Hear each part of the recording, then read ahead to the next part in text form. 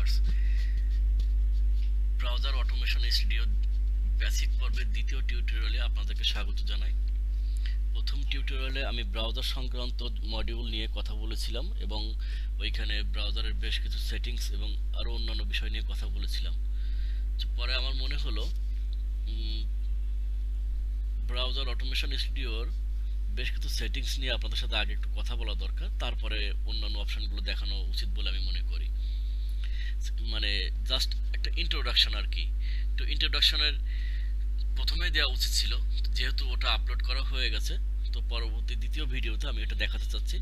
আমি যদিও ওখানে একটু বলেছিলাম যে কোনটা কি, কোন সেকশন কিভাবে কাজ করে ডিটেলস বলেছিলাম। তো আর একটু বলি, এখানে যে অপশনগুলো দেখছেন এটা হচ্ছে মেনু বার, এবং এখানে হচ্ছে কুইক অ্যাক্সেস মেনু। এর মধ্যে সবগুলোই সবসময় কাজে লাগবে তা না, লাগবে কাজে, কিন্তু সব থেকে বেশি কাজে যে জিনিসগুলো লাগে সেগুলো একটু দেখায় দিই।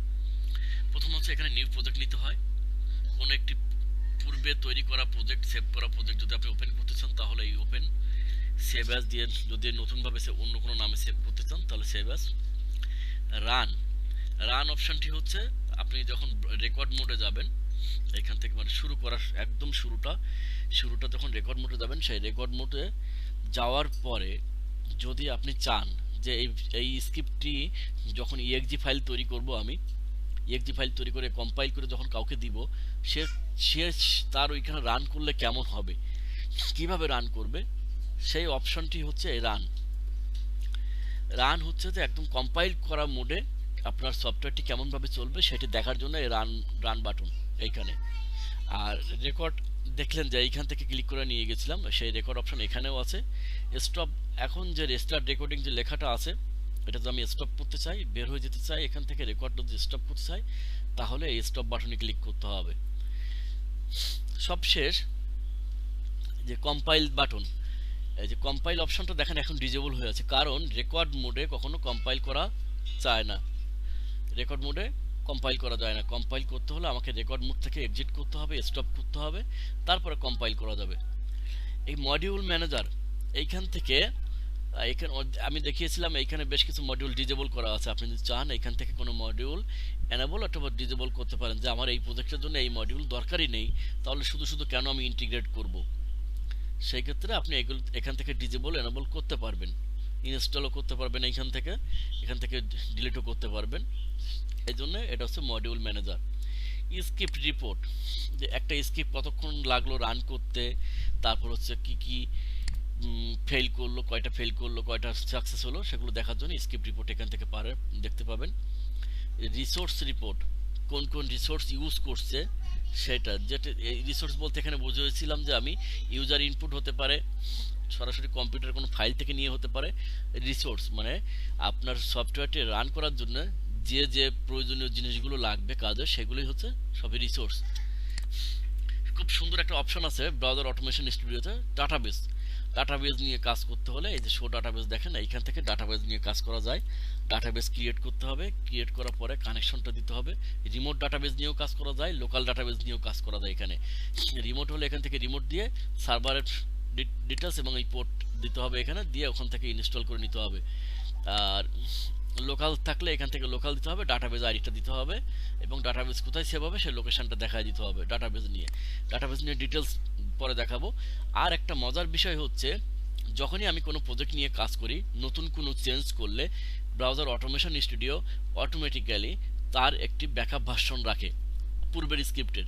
তো অনেক সময় দেখা যায় যে আমরা কোনো কিছু চেঞ্জ করে ফেলেছি, বাট আমার ওই জিনিসটা পূর্বের জিনিসটা প্রয়োজন। সো পূর্বের জিনিসটা যদি প্রয়োজন হয় তাহলে আমি কোথা থেকে যাব, আনডু করা যায়, কিন্তু সেভ করা হয়ে গেলে আর আনডু করলে কাজ করে না। তখন এখান থেকে ব্যাকআপ পাসে যেতে পারবেন। ব্যাকআপ পাসে যাওয়ার পরে দেখেন প্রতিদিন যেদিন আমি কাজ করেছি প্রত্যেক দিনের একটি ব্যাকআপ ফোল্ডার তৈরি হয়েছে। এখানে দেখেন, এখানে ব্যাকআপ ফোল্ডার তৈরি হয়েছে। লেটেস্টটা আমি যাই, এখানে দেখেন বেসিক স্ক্রিপ্ট, এই বেসিক পার্ট 1 নিয়ে আমি কাজ করেছিলাম, তার মধ্যে কতগুলো ভার্সন তৈরি হয়েছে এটার জন্য।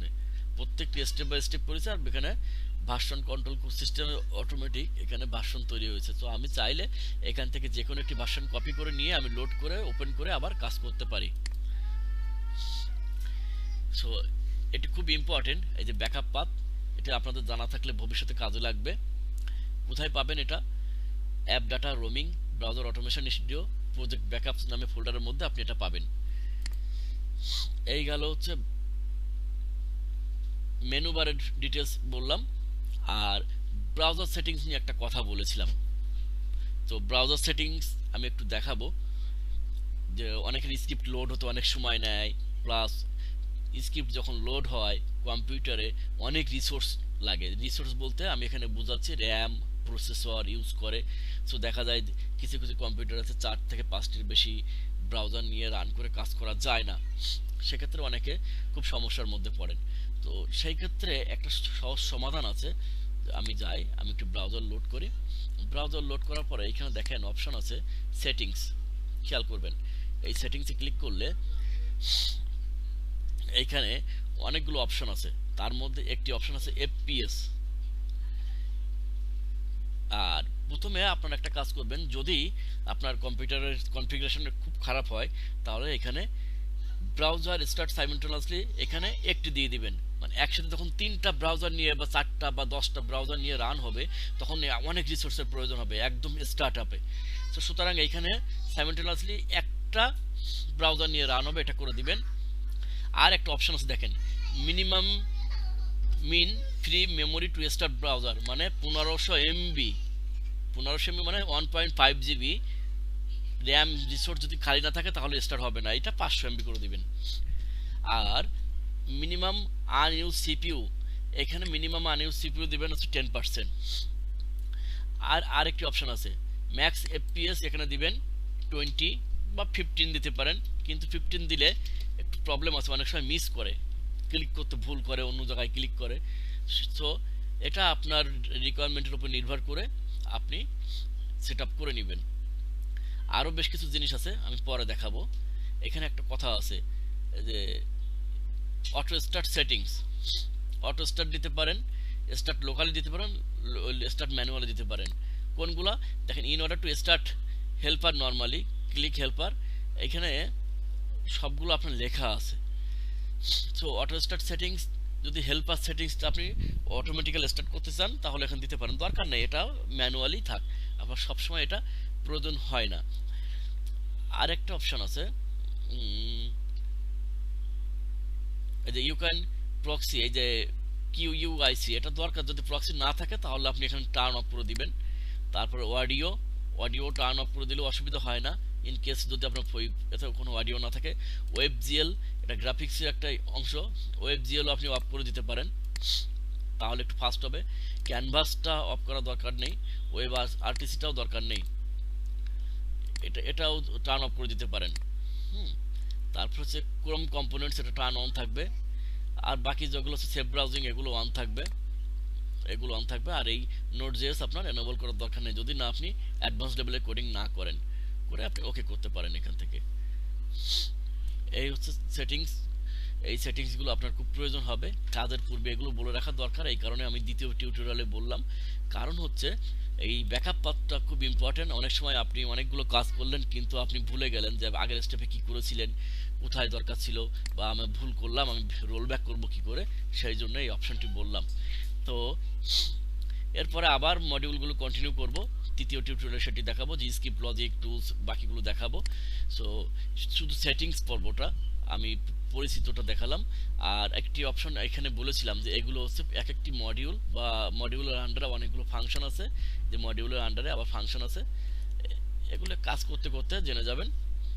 আর এখানে হচ্ছে স্ক্রিপ্টের যে স্ক্রিপ্টগুলোর আমি কাজ করছি সেই স্ক্রিপ্টগুলো এখানে রেন্ডারিং, মানে আমার যে ব্রাউজার রেন্ডারিং হলে কি কেমন দেখায় কি হচ্ছে সেগুলো এখানে দেখতে পাবো। আর ডান পাশে এই অংশটি রিসোর্স ক্রিয়েট করার জন্য হিউম্যান ইনপুট হতে পারে, ডাটাবেজ ইনপুট হতে পারে, বা হচ্ছে আপনার ফাইল থেকে ইনপুট হতে পারে। আর এই অংশটি হচ্ছে লগ দেখার জন্য, রেজাল্ট দেখার জন্য, স্ক্রিপ্টের লগ হতে পারে, রেজাল্ট দেখাতে পারে। এখানে অনেকগুলো অপশন আছে, আপনি দেখলেই বুঝতে পারবেন। নর্মালি শুধু এই লগটি বেশি প্রয়োজন হয়। তো ধন্যবাদ, আশা করি আপনাদের ভালো লেগেছে। ভালো লাগলে অবশ্যই লাইক করবেন, আর কোনো কিছু জানার থাকলে কমেন্ট করবেন। আর পাশাপাশি চ্যানেলটি সাবস্ক্রাইব না করে থাকলে অবশ্যই সাবস্ক্রাইব করবেন। পাশে থাকার জন্য ধন্যবাদ।